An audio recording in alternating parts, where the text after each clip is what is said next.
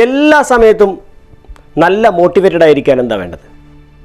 പലരും ചോദിക്കാറുണ്ട്. മോട്ടിവേഷണൽ ക്ലാസ്സുകളിലൊക്കെ പങ്കെടുക്കുമ്പോൾ നമ്മൾ നല്ല ഫുൾ ചാർജ് ആവും. കുറച്ച് ദിവസം കഴിയുമ്പോൾ ഈ ചാർജൊക്കെ അങ്ങ് വീണ്ടും പോകും. മൂഷിക സ്ത്രീ പിന്നെയും മൂഷിക സ്ത്രീ ആ അവസ്ഥയിലോട്ട് മാറും. അപ്പോൾ എല്ലാ ദിവസവും ഹൈലി മോട്ടിവേറ്റഡ് ആയിരിക്കാനുള്ള ചില ടിപ്സുകളാണ് ഞാൻ ഇന്നത്തെ വീഡിയോയിലൂടെ നിങ്ങളോട് പങ്കിടുന്നത്.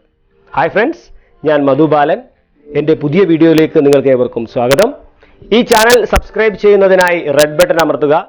ബെൽ ഐക്കൺ പ്രസ് ചെയ്ത് കഴിഞ്ഞാൽ നിങ്ങൾക്ക് നോട്ടിഫിക്കേഷൻ ലഭിക്കുന്നതാണ്. അപ്പോൾ നമുക്ക് എങ്ങനെ എല്ലാ ദിവസവും ഹൈലി മോട്ടിവേറ്റഡ് ആയിരിക്കാൻ വേണ്ടി സാധിക്കും എന്നുള്ള ചില കാര്യങ്ങളാണ് ഞാൻ പറയാൻ വേണ്ടി പോകുന്നത്. അപ്പോൾ സാധാരണഗതിയിൽ നമ്മൾ എല്ലാ ദിവസവും കുളിക്കാറുണ്ട്. എന്തിനാണ് എല്ലാ ദിവസവും കുളിക്കുന്നത്? നമ്മുടെ ശരീരത്തിലെ അഴുക്കുകളൊക്കെ കളയാൻ വേണ്ടിയിട്ടാണ്, ശരിയല്ലേ? അതേപോലെ നമ്മുടെ മനസ്സിലൂടെ ഒരു ദിവസം എത്രയോ ചിന്തകൾ കടന്നു പോകുന്നുണ്ട്.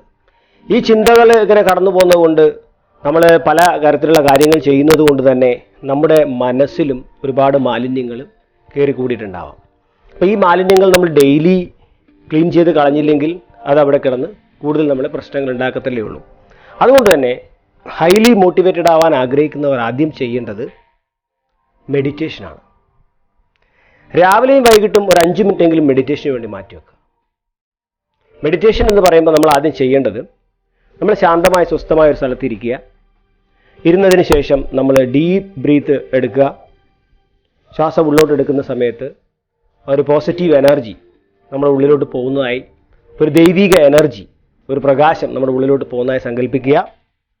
ഉള്ളിൽ കിടക്കുന്ന നെഗറ്റീവായിട്ടുള്ള വിഷമം, സങ്കടം, ആങ്സൈറ്റി, ഡിപ്രഷൻ, കുറ്റബോധം മുതലായിട്ടുള്ള സകല കാര്യങ്ങളും പുറന്തള്ളുന്നതായി, പുറത്തോട്ട് പോകുന്ന വായിലൂടെ അതൊക്കെ പോകുന്നതായിട്ട് സങ്കല്പിക്കുക. ഒരു 5-6 തവണ നമ്മൾ ഈ കാര്യം ചെയ്യുക. ഡീപ് ബ്രീത്ത് എടുക്കുക, സസ്റ്റെയിൻ ചെയ്യുക, പുറത്ത് വിടുക. പുറത്തോട്ട് പോകുന്നതൊക്കെ നെഗറ്റീവ് എനർജിയാണെന്ന് സങ്കല്പിക്കുക. ഉള്ളോട്ട് വരുന്നത് ദൈവീകമായ ഒരു ഊർജ്ജമാണെന്ന് സങ്കല്പിക്കുക.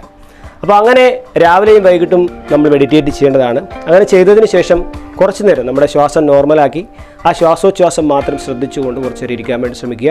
അത് നിങ്ങൾ എൻജോയ് ചെയ്യാൻ വേണ്ടി തുടങ്ങുമ്പോൾ അതിൻ്റെ ഡ്യൂറേഷൻ നിങ്ങൾക്ക് കൂട്ടാൻ വേണ്ടി സാധിക്കുന്നതാണ്. അത് ആദ്യമായി ചെയ്യേണ്ട കാര്യമാണ് ഞാൻ പറഞ്ഞത്. ഇനി രണ്ടാമതായിട്ട് നമ്മൾ ചെയ്യേണ്ടത്, നമ്മളെപ്പോഴും നല്ല പുസ്തകങ്ങൾ വായിക്കുക. അതേപോലെ തന്നെ ചെയ്യാനുള്ള ഏറ്റവും പ്രധാനപ്പെട്ട ഒരു കാര്യമാണ് പോസിറ്റീവായിട്ടുള്ള ആൾക്കാരുമായിട്ട് ഇടപെടുക എന്നുള്ളതാണ് നമുക്ക് ചെയ്യാൻ പറ്റുന്ന വേറൊരു കാര്യം.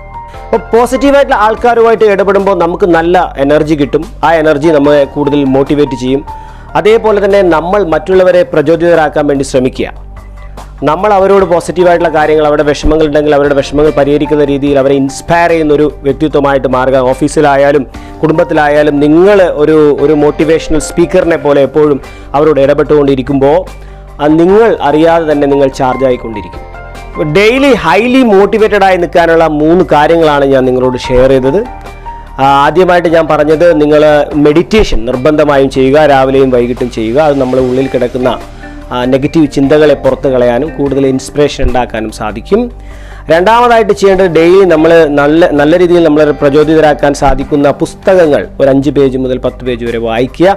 അത് കൂടുതൽ നമ്മളെ ഇൻസ്പയർ ചെയ്യും. അതുകൂടാതെ ഏറ്റവും പ്രധാനപ്പെട്ട സംഭവം, പോസിറ്റീവായിട്ടുള്ള ആൾക്കാരുമായിട്ട് ഇടപഴകുക. നമ്മൾ പോസിറ്റീവായിട്ടുള്ള കാര്യങ്ങൾ കേൾക്കുമ്പോൾ നമ്മൾ ഹൈലി ചാർജ്ഡ് ആവും. അതേപോലെ തന്നെ നമ്മൾ മറ്റുള്ളവരെ ഇതിലൂടെ മോട്ടിവേറ്റഡ് ആക്കാനും സാധിക്കും. ഇത്രയും കാര്യങ്ങൾ നമ്മുടെ ജീവിതത്തിൽ പ്രാവർത്തികമാക്കിയാൽ നമുക്ക് നല്ല എനർജി സൂക്ഷിക്കാൻ സാധിക്കും. എല്ലാവർക്കും വിജയാശംസകൾ.